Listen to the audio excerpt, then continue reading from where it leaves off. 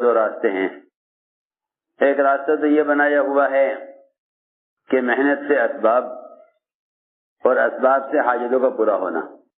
یہ راستہ اتنا عام ہے کہ لوگ اس کے علاوہ اور کوئی راستہ جانتے ہی نہیں. وہ یوں سمجھتے ہیں کہ اللہ رب العزت نے کائنات کو انسانوں کی ضرورت کے لیے بنایا ہے. وہ کائنات کی ہر شکل کو محنت کر کے اختیار کرتے ہیں تاکہ اس کے ذریعے اللہ تعالیٰ کی قدرت سے اپنی ضروریات کو پورا کریں. وہ بھی یہ کہتے ہیں کہ اللہ کرنے والے ہیں، لیکن وہ اللہ سے ہونے کے لیے شکل پر محنت کرتے ہیں. اللہ سے ہونے کے لیے شکل پر محنت کرتے ہیں. شکل کا مطلب یہ ہے کائنات کی مادی شکلیں اور اسباب. ایک راستہ ہے یہ کہ اللہ کی ذات سے ہونے کے لیے کائنات پر محنت کی جائے اور کائنات پر محنت کر کے اسباب بنائے جائیں. پھر ان اسباب سے اللہ کی ذات سے ہونے کی امید پر کامیابی لی جائے. یہ تو راستہ ہر زمانے میں قوموں کا رہا ہے. یہ راستہ ہر زمانے میں قوموں کا رہا ہے. انبیاء علیہ السلام اس کے مقابلے میں یہ سمجھانے کے لیے آئے کہ راستہ یہ کامیابی کا نہیں ہے. محنت سے اسباب سے حاجت کا پورا ہونا یہ راستہ کامیابی کا نہیں ہے. انبیاء علیہ السلام اس کے خلاف دوسرے راستے لے کر آئے. انہوں نے آگے یہ سمجھایا کہ محنت سے اعمال اور اعمال کے ذریعے اللہ کی قدرت کا مسلمان کے موافق ہو جانا. محنت سے اعمال سے مسائل کا حل. محنت سے اعمال سے مسائل کا حل. قوموں کا کہنا یہ تھا کہ نہیں، محنت سے اسباب، پھر ان اسباب کو بنا کر ان سے حاجتوں کے پورا ہونے کا ضابطہ سمجھنا اور اللہ سے امید رکھنا. عجیب بات ہے، اللہ سے امید دونوں کرتے ہیں. اللہ سے امید دونوں کرتے ہیں، عمل کرنے والے بھی اور اسباب پر کوشش کرنے والے بھی. اللہ سے امید دونوں کرتے ہیں، اسباب پر محنت کرنے والے بھی اور اعمال پر محنت کرنے والے بھی. اللہ سے امید دونوں کرتے ہیں. دیکھو میری بات توجہ سننا، اللہ سے امید دونوں کرتے ہیں. جو محنت کرتے ہیں اعمال پر وہ بھی اللہ سے امید کرتے ہیں، جو محنت کرتے ہیں اسباب پر وہ بھی اللہ سے امید کرتے ہیں. لیکن سچی بات یہ ہے کہ اسباب کو میدان محنت بنا کر اللہ سے امید کرنے والے سب جھوٹے ہیں. سب کے سب جھوٹے ہیں. اسباب پر محنت کر کے اللہ سے امید کرنے والے سب کے سب جھوٹے ہیں. سچے صرف وہ ہیں جو عمل پر محنت کر کے عمل کو بہتر سے بہتر بنائیں اور کسی سبب کے تقاضے کی وجہ سے عمل میں ذرہ برابر بھی کمی نہ کریں. ہم اتنے اعمال کرتے ہیں جتنے اعمال کی ہمیں اسباب اجازت دیتے ہیں. اتنا اسلام اختیار کرتے ہیں جتنے اسلام کے قانون اجازت دیتا ہے. اتنا اسلام اختیار کرتے ہیں جتنے اسلام کے قانون اجازت دیتا ہے. اتنے اعمال کرتے ہیں جتنے اعمال کی ہمیں اسباب اجازت دیتے ہیں. ہم نے عرض کیا کہ دونوں قسم کے لوگ کہتے ہیں کہ اللہ سے ہوتا ہے. دونوں قسم کے لوگ کہتے ہیں اللہ سے ہوتا ہے. جو کائنات میں محنت کرتے ہیں وہ بھی کہتے ہیں اللہ سے ہوتا ہے، اور جو اعمال پر محنت کرتے ہیں وہ بھی کہتے ہیں کہ اللہ سے ہوتا ہے. آپ ذرا میری بات توجہ سننا. باعتبار اللہ کی ذات سے ہونے کے دونوں کے راستے الگ الگ ہیں. دونوں کے راستے الگ الگ ہیں. قومیں کہتی ہیں کہ اللہ سے ہوتا ہے، لیکن وہ اللہ سے ہونے کے لیے دو شکلوں کو ذریعہ بنائے ہوئے تھے. ایک بتوں کی شکل، دوسرے اسباب کی شکل. ہماری بات توجہ سننا. وہ اللہ سے ہونے کے لیے دو شکلوں کو ذریعہ بنائے ہوئے تھے. ایک بتوں کی شکل، دوسرے اسباب کی شکل. یہی وجہ ہے کہ بہت سے غیر مسلم اپنے اسباب کو بھی پوجتے ہیں. آپ میری بات توجہ سننا. بہت سے غیر مسلم اسباب کو بھی پوجتے ہیں. وہ صرف بتوں کو نہیں پوجتے بلکہ اسباب بھی ان کے نزدیک معبود کا درجہ رکھتے ہیں. کیونکہ جس چیز سے بھی نفع یا نقصان کو اس کی ذاتی چیز یقین کر لیا جائے گا، انسان اس کی طرف جھکے بغیر نہیں رہے گا. انسان اس کی طرف جھکے بغیر نہیں رہے گا. یہاں تک کہ مسلمان سے مطالبہ ہوگا اس کا کہ تم بھی زمین کی جے کہو، کیونکہ زمین ہمیں غلہ دے رہی ہے. ہمیں زمین کے تشکر میں اپنی زمین کو حضرت فرماتے تھے، جو تو چاہ رہا کہ حضرت کی بات نقل کروں جس طرح حضرت فرماتے تھے کہ یہ زمین کے پجاری بن جائیں گے زمین کے تشکر میں.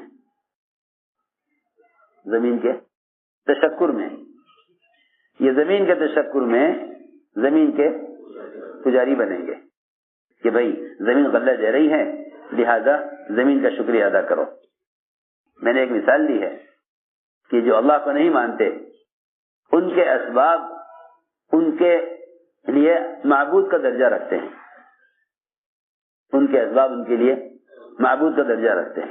اس درجے شکل سے ہونے کا یقین ان کے دل میں آ گیا کہ وہ یوں کہتے ہیں اللہ کرنے والے ہیں، مگر اللہ کے کرنے کا جو ضابطہ ہے وہ یہ شکلیں ہیں.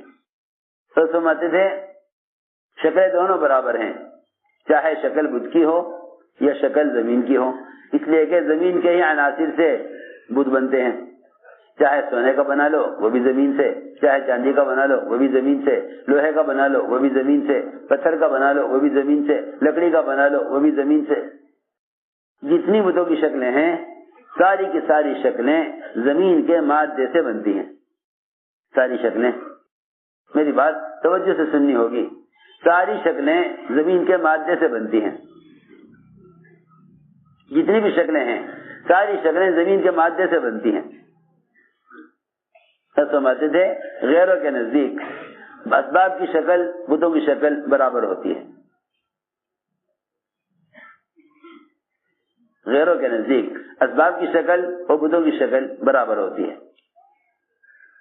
وہ کہتے ہیں اللہ کرنے والے ہیں، لیکن اللہ کے کرنے کے ضابطے اور راستے یہ ہیں.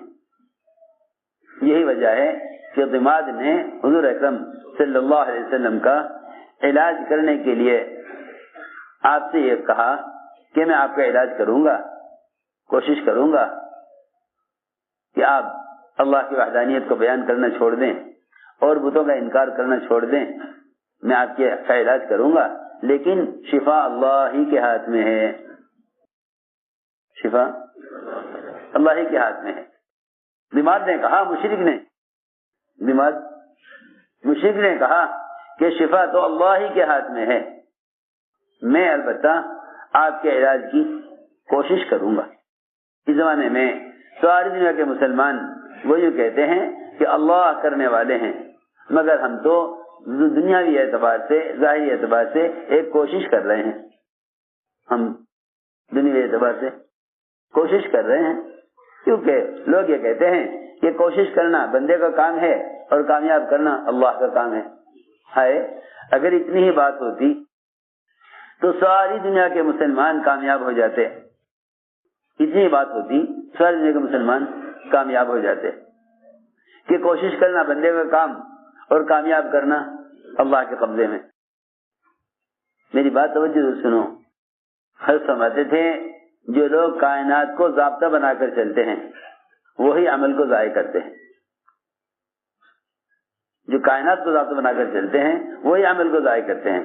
وہ یہ کہتے ہیں اس عمل کا اب موقع نہیں ہے، اس لیے کہ سبب تقاضا کر رہا ہے، اس وقت اپنے سبب کہہ رہا ہے اپنے تقاضے کو پورا کرنے کو، یہ عمل کا وقت نہیں ہے. وہاں تک عمل کریں گے جہاں تک ان کے اعمال سے اسباب نہ ٹکرائیں. جہاں سے مقابل آ جائے گا وہاں عمل کو چھوڑ دیں گے. جہاں سبب مقابل آ جائے گا وہاں عمل کو چھوڑ دیں گے. حضرت مثال دے کر فرماتے تھے کہ تبلیغ میں وقت لگا, عمل کی اہمیت معلوم ہوئی, پھر اذان ہو گئی, ادھر اذان ہو گئی اور ادھر آج صبح سے لے کے شام تک دکان پر کوئی گاہک نہ آیا تھا, صبح سے شام تک کوئی گاہک نہ آیا تھا. ادھر اللہ نے اذان سنوائی اور ادھر اذان کے ساتھ ساتھ گاہک آ گیا. اتنا مال چاہیے, جتنی آمدنی صبح سے لے کر شام تک نہ ہوتی اتنی آمدنی اس ایک آدمی سے ہو رہی ہے. اس نے کہا مجھے اتنا مال ابھی چاہیے. میں کیا بتاؤں, لوگ بھی سمجھتے ہیں اللہ نے کائنات دنیا میں اسباب ہمارے گزارے کے لیے بنائے ہیں, دنیا میں اسباب ہمارے گزارے کے لیے بنائے ہیں. لوگ سمجھتے ہیں اللہ نے دنیا میں اسباب ہمارے گزارے کے لیے بنائے ہیں, حالانکہ اللہ نے اسباب اس لیے بنائے ہیں کہ وہ دیکھنا چاہتے ہیں کہ جب عمل اور سبب ٹکرائیں تو تم کس کو مقدم کرتے ہو, کس کو مؤخر کرتے ہو. اللہ نے اسباب اس امتحان کے لیے بنائے کہ جب تمہارے عمل کے مقابل سبب آوے تو تم کسے مؤخر کرتے ہو, کسے مقدم کرتے ہو. جتنی بشری حاجتیں ہیں سارے احکام ان بشری حاجتوں کے خلاف ہیں, سارے احکام بشری حاجتوں کے خلاف ہیں, سارے احکام بشری حاجتوں کے خلاف ہیں. نیند کا تقاضا رکھ دیا, نماز وقت پر فرض کر دی. مال کا تقاضا رکھ دیا, زکوٰۃ فرض کر دی. شہوت کا تقاضا رکھ دیا, زنا حرام کر دیا. بھوک کا تقاضا رکھ دیا, پیاس کا تقاضا رکھ دیا, روزہ فرض کر دیا. جتنا چاہے سخت گرمی کا دن ہو روزہ رکھنا فرض ہے. ہم سارے احکام اللہ اکبر جب انسان کے اپنے اندر کی بشری حاجتیں جو جبلی ہیں, بدلنے والی نہیں ہیں,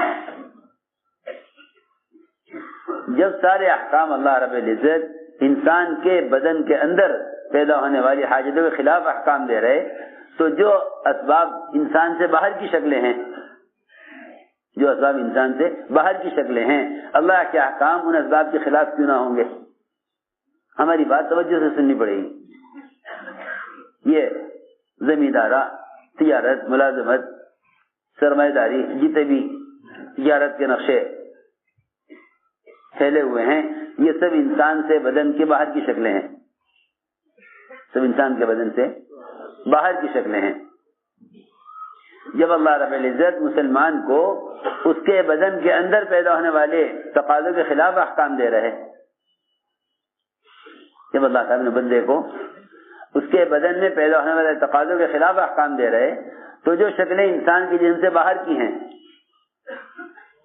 جو شکلیں اور اسباب انسان کے جسم سے باہر کی ہیں, ان ساری شکلوں کے خلاف احکام کیوں نہ ہوں گے. ہم تو صرف اس آزمائش کے لیے حکم دیتے ہیں کہ دیکھنا یہ ہے کہ تم نیند کو قربان کرتے ہو یا نہیں نماز کے لیے, تم بھوک کو قربان کرتے ہو یا نہیں روزے کے لیے, تم مال کو قربان کرتے ہو یا نہیں حاجت کے ہوتے ہوئے زکوٰۃ کے لیے. ہم صرف دیکھنا چاہتے ہیں. تو جب انسان اپنے اندر کی حاجتوں کو حکم پر قربان کیے بغیر کامیاب نہیں ہو سکتا, تو جو باہر کی شکلیں ہیں, باہر کے اسباب ہیں, ان اسباب کے لیے اللہ کے حکم کو کیسے ضائع کر سکتا ہے. ہم یہ عرض کرنا چاہتے ہیں. یہ سمجھتے تھے کہ اللہ رب العزت نے ساری شکلیں اور اسباب صرف اس امتحان کے لیے بنائے کہ میرا بندہ میری حکم کے لیے اس سبب کو چھوڑتا ہے یا نہیں جس کا میں نے اس میں تقاضا رکھا ہے. جس طرح انسان کے اپنے بدن کے اندر کے تقاضے ان کے خلاف احکام دے کر اطاعت کا امتحان لیا گیا, اسی طرح جتنے انسان سے باہر کے اسباب ہیں ان اسباب کو بھی اللہ نے اس لیے دیا ہے تاکہ اس کے ذریعے عمل کا امتحان لیں. میں عرض کرنا چاہتا ہوں, ادھر نماز کا وقت آیا, مغرب کی اذان ہوئی, ادھر گاہک آ گیا, اتنا مال چاہیے. اگر یوں کہے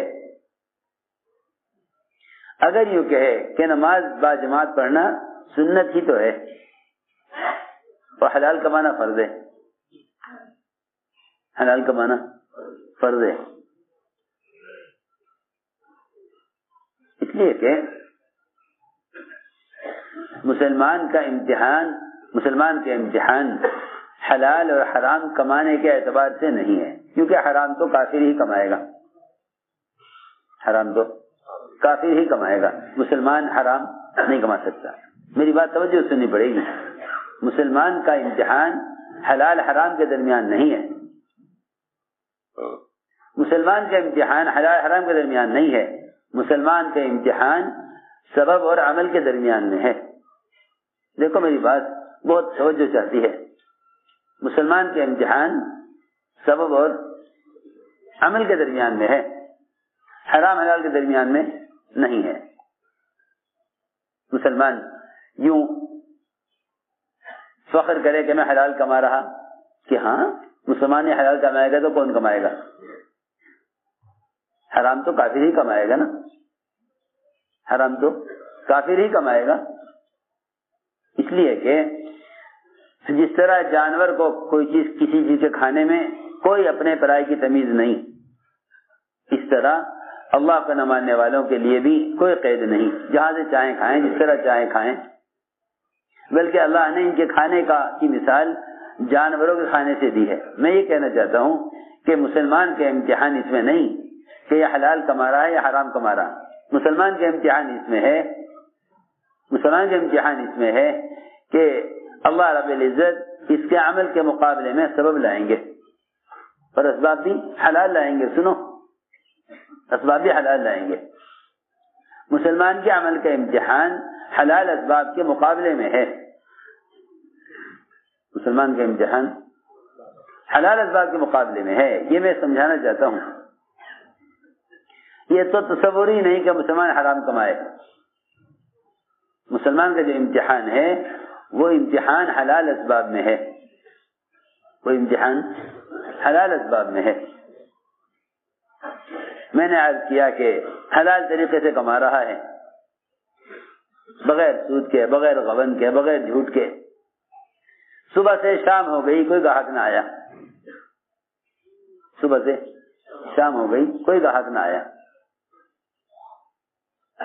ادھر مغرب کی اذان ہوئی، ادھر اللہ نے ایک کے دل میں ڈال دیا، ادھر اللہ نے ایک کے دل میں ڈال دیا کہ جاؤ فلاں کی دکان پر اور جا کے اتنا مال لے لے۔ یہ اس گاہک کا آنا بطور اللہ تعالی اس کے ذریعے رزق دینا نہیں چاہتے، اللہ اس کے ذریعے رزق دینا نہیں چاہتے، اللہ اس کے ذریعے دیکھنا چاہتے ہیں کہ اس وقت یہ اس گاہک کو مقدم کرتا ہے یا عمل کو مقدم کرتا ہے۔ اگر یہ عمل کو مقدم کرے تو ہم ایسی جگہ سے رزق دیں جہاں اس کا دھیان خیال نہ پہنچے، اور اگر یہ اس وقت عمل کو ضائع کر کے اس گاہک کو یہ سمجھ کر اختیار کر لے کہ اللہ ہی نے تو بھیجا ہے، ہائے ہائے کیا کریں۔ لوگ جو ہیں وہ مادی اسباب کو اللہ کی نعمت سمجھتے ہیں، اسلام اور اس کے احکام کو اس کے مقابلے میں نعمت نہیں سمجھتے، حالانکہ اصل نعمت اسلام ہے، اصل نعمت اسلام ہے۔ میں نے عرض کیا کہ اللہ رب العزت اسباب دیتے ہیں عمل کے امتحان کے لیے، مومن کا امتحان حلال حرام میں نہیں ہے، مومن کا امتحان حلال اور حرام کے درمیان نہیں ہے، مومن کا امتحان حلال اور اعمال کے درمیان میں ہے۔ ہماری بات توجہ سننی ہوگی بہت، مومن کا امتحان کس میں ہے؟ حلال اور، جی ہاں، حلال اسباب ایک طرف اور اعمال۔ مسلمان کا امتحان حلال اسباب اور اعمال کے درمیان میں ہے، کافر کے لیے تو امتحان ہی نہیں ہے، کافر کے لیے تو امتحان ہی نہیں ہے، لیکن مسلمان کا امتحان وہ حلال اسباب اور اعمال کے درمیان میں ہے، حلال اسباب اور اعمال کے درمیان میں ہے۔ میں نے عرض کیا کہ جیسے ہی اذان مغرب کی ہوئی ادھر سے اللہ تعالی گاہک کو لے آئے، حلال تجارت، اتنا مال چاہیے. اس نے کہا نہیں جی اذان ہو گئی ہے اب تو نماز کے لیے چلیے. اذان ہو گئی ہے نماز کے لیے چلیے. یہ گاہک یہ کہے گا کہ مجھے تو نماز پڑھنی نہیں ہے اس لیے کہ میں تو مسلمان ہی نہیں ہوں. آپ یہ سوچیں گے کہ بھئی یہ تو مسلمان نہیں ہے اسی طرح نماز پڑھنی نہیں ہے، اگر میں اس کی حاجت پوری نہ کروں تو یہ تو اسلامی معاملات سے بدزن ہو جائے گا. حالانکہ میں آپ سے کیا بتاؤں، غیروں میں اسلام کی عظمت مسلمان کے فرائض کو مقدم کرنے کی وجہ سے تھی. جتنا مسلمان عوامل کو پورا کرے گا اتنا غیروں کے دلوں میں اسلام کا رعب پیدا ہوگا. اگر مسلمان اپنی خواہش کو بھی قربان کرے حکم کے لیے، اگر مسلمان اپنی خواہش کو بھی قربان کرے حکم کے لیے تو غیروں کے دل میں اسلام کی وقعت اور رعب بیٹھ جاتا ہے. جب اکرمہ ابن ابی جہل اکرمہ ابن ابی جہل اسلام سے بھاگے،